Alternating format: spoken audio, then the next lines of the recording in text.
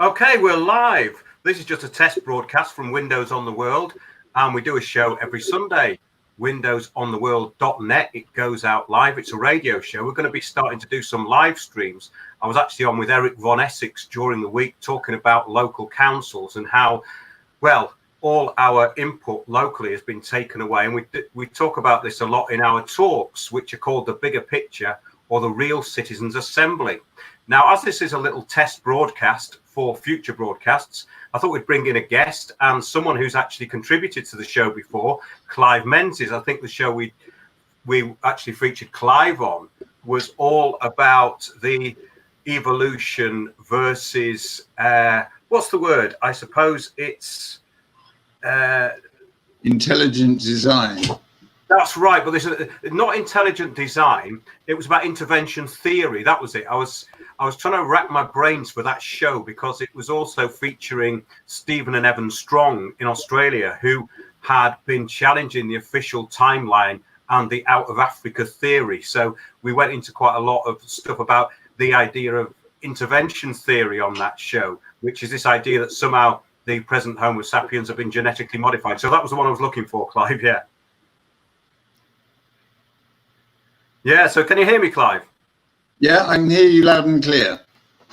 Great, there's just a little bit of a lag on it. Yeah, this is just a test for us, really, to see what's going on and whether it actually gets onto YouTube. So I think people might be listening on YouTube. If there's anyone there, hello, and thanks for tuning in. We do a live show every Sunday. And yes, Clive, so what would you like to talk about? Well, I think we're approaching a point where there are obviously all the foundations in place to corral everyone in cities and create this worldwide wilderness, which seems to be the overall plan. But we're now actually seeing the manifestation of the Human Cull underway with the fires in California, fires in Australia.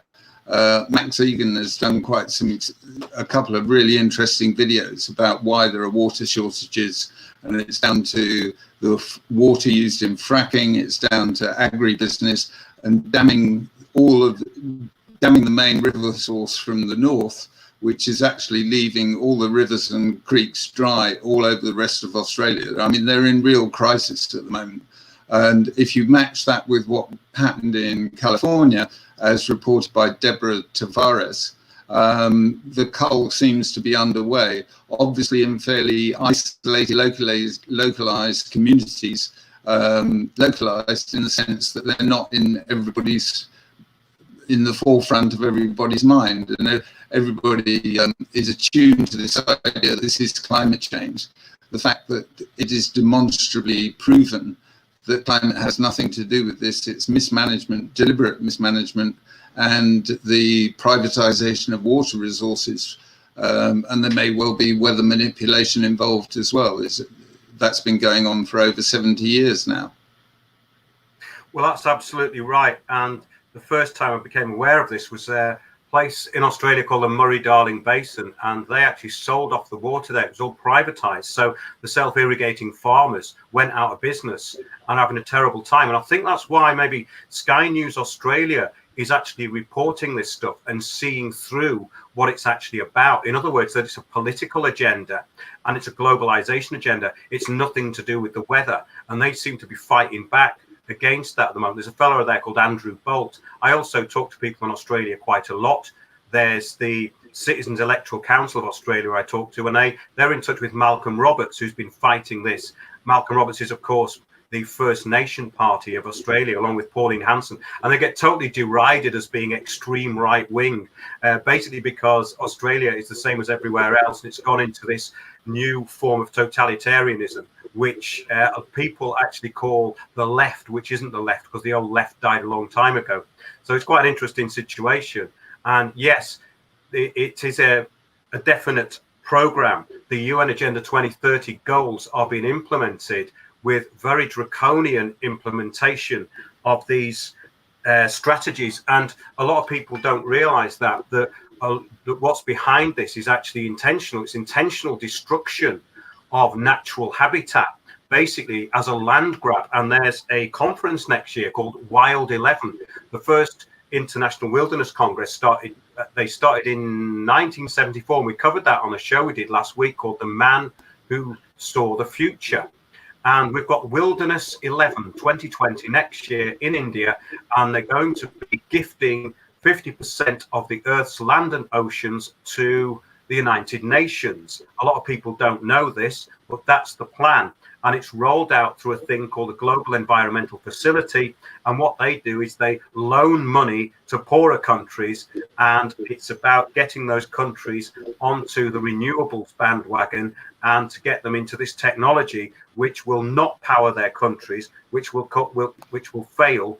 And then it'll be in further debt to the bank. Then the bank will need the land as collateral. They clearly say that they need land as collateral. So I don't know whether that's something you've heard of, Clive, but that ties in as well. You know, obviously we're looking at these fires being deliberate, and in California, it could actually be some kind of clearance that they're doing, which is not natural.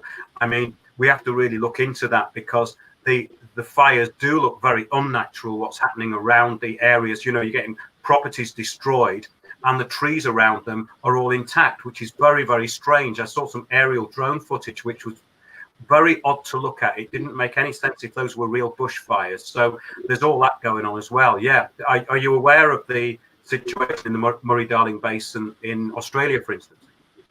Well, that's exactly what Max Egan is talking about in his latest video. And he actually goes into some detail as to what all the steps that have been taken in order to bring this situation about.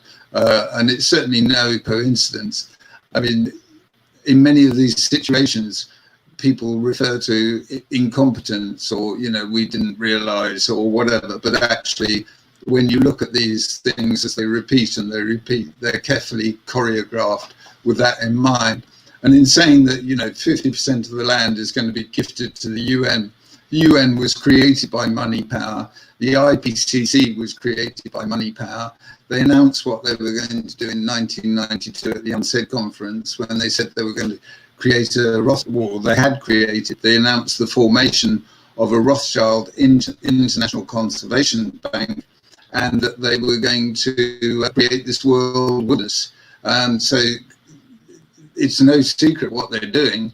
And what we saw in California in 2017, repeated again in 2019. Deborah Tavares is actually on the ground reporting from there. She understands the Agenda 2030 framework within which this is happening. And she explains very clearly that this is isolating individual communities, making sure that nobody pays any attention because it's all climate change, which is complete nonsense. Another scam from the IPCC and the United Nations, both of which are controlled and owned by money power. And it's, as you said, it's a land grab, it's a water grab.